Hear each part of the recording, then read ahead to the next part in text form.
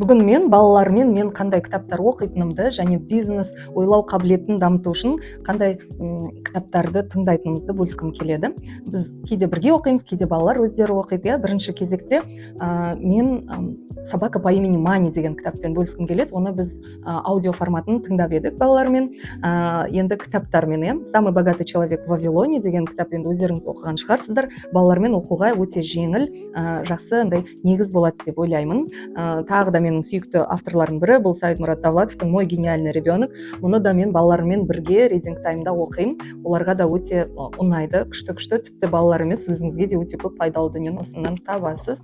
Және имам Ғазалидің «Ихия Улумиддин» кітабы. Бұл жерде кәдімгі әдеп сабақтары ретінде өткізген өте керемет. Мысалы, тамақтану әдебі, қонақ шақыру әдебі, достық әдебі, кәсіп жасау әдебі, сапар әдебі деген сияқты өте маңызды, өмірде керек, бірақ ойымызға келе бермейтін нәрселерді кәдімгі дініміз бойынша әдеп сабақтары ретінде балаларыңызбен бірге оқысаңыз өте керемет, өзіңізге де пайдалы, құнды кітап. Бұл кітаптарды міндетті түрде балалары көп құрбыңызбен бөлісіңіз және өзіңізге де сақтап алыңыз.